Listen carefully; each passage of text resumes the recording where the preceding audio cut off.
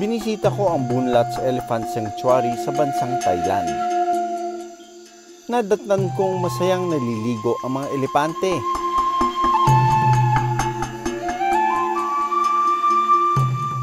Ang inaakala kong nagpapasarap lang sa tubig, dati raw palang working elephants o mga nagtatrabaho sa gubat.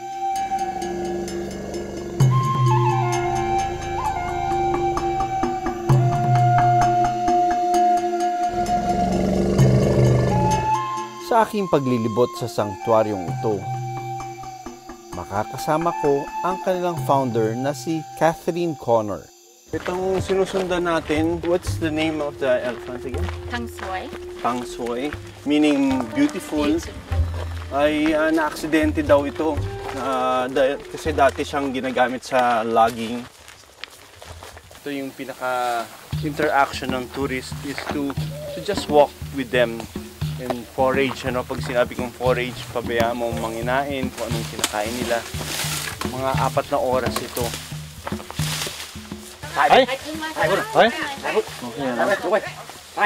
So kita natin kinakausap lang siya.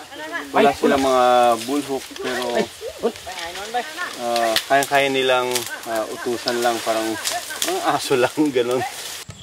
You don't need to use force, but you need to build the trust.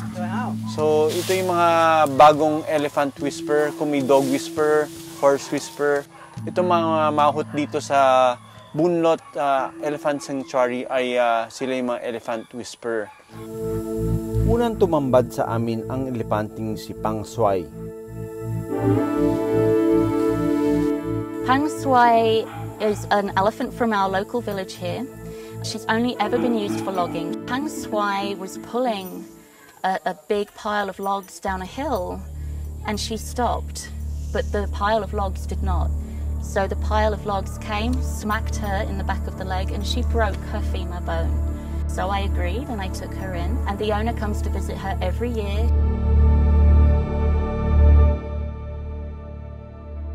Bukod kay Pang Soy ay nakilala ko rin ang kanyang best friend na si Pang Noy.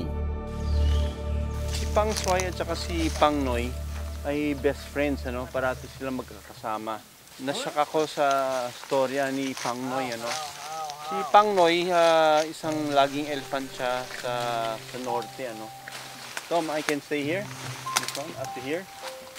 Parang nasa wild ako, Pero hindi wild, you can never be as close as this one. Mula nang ipagbawal ang paggamit ng mga elepante para sa logging noong 1989, dumami ang bilang ng mga elepanteng inaalagan ng mga residente. Nasa 3,000 elepante na lang ang makikita sa wild dito sa Thailand. Thailand has a very unique captive elephant situation. As far as I know, all the other Asian countries do not have the tourism industry that we have when it comes to elephant entertainment. So in Thailand, there are lots of shows, circuses, elephants giving rides with benches on their backs. All these activities are very physically damaging to the elephants. So Bunlot's Elephant Sanctuary is my apology to the elephants. Sa aking pagbisita sa rescue center ng mga elepante sa Thailand, nakilala ko ang grupo ng mga elepante na kung tawagin nila ay Gossip Girls. Maingay raw kasi ang grupong ito. Habang nagtatanghalian, nakahalubilo ko ang mga Gossip Girls. Sila na ang mismong lumalapit sa mga tao. So maikling panahon namin na pagsasama, konti-konti na nagkakaroon ako ng pagkakilala sa kanila. Parang mas malambing siya sa akin. Sana... You like that? Huh?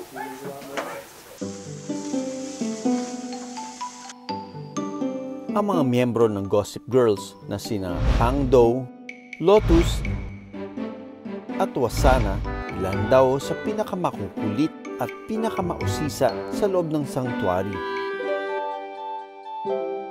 Pero sa kabila ng kanilang pagiging aktibo, hindi maganda ang mga dinanas nila noon. Pangdao has a broken wrist, and we believe that she got that when she was used for forced breeding.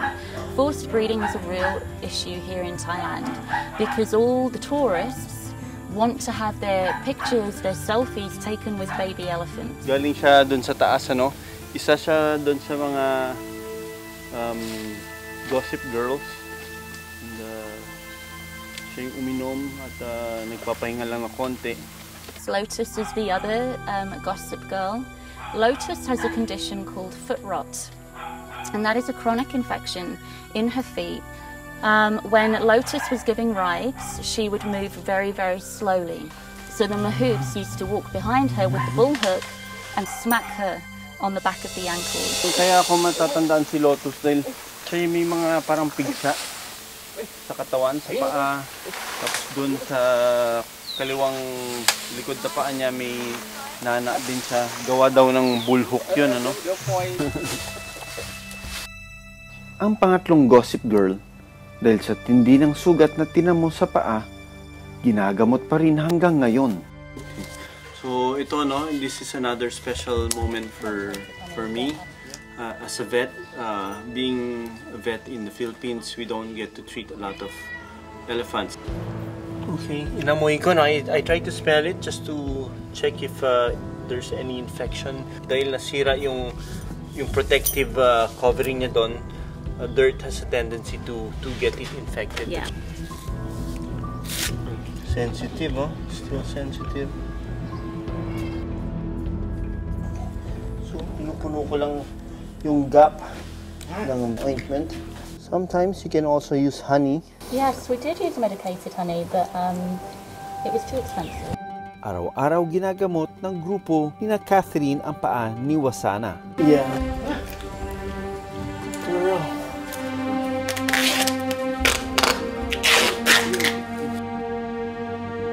And the socks are made with material that's donated from a sports company in Bangkok, so it's breathable. And they're made by one of the... It helps us so much. Grabe yung tuwa ko na makatulong ako. Malaking bagay yan para sa isang veterinarian. Umaasa sila Catherine na hindi na madadagdagan pa ang bilang ng mga elepante na kailangang i-rescue. Ayon kay Catherine, ginagamot pa rin ang mga paa ni Wasana.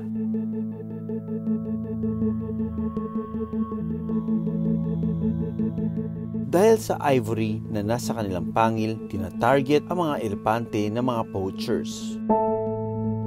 Kung noon, tinatayang nasa 100,000 ng Asian elephants sa wild. Ngayon, mas mababa pa sa 30,000 ang kanilang bilang. Malaking bahagi ng pagkaubos ng mga ito ang illegal wildlife trafficking. Noon, ang mga elepante ang nagsilbing katuwang ng mga tao sa trabaho at turismo. Sa dami ng problemang pinasan ng mga elepante, mas may malaking banta silang kinakaharap sa ngayon. Huwag na nating hantayin na tayo ang maging sanhi ng pagkaubos ng mga ito. Maraming salamat sa panonood ng Born to be Wild.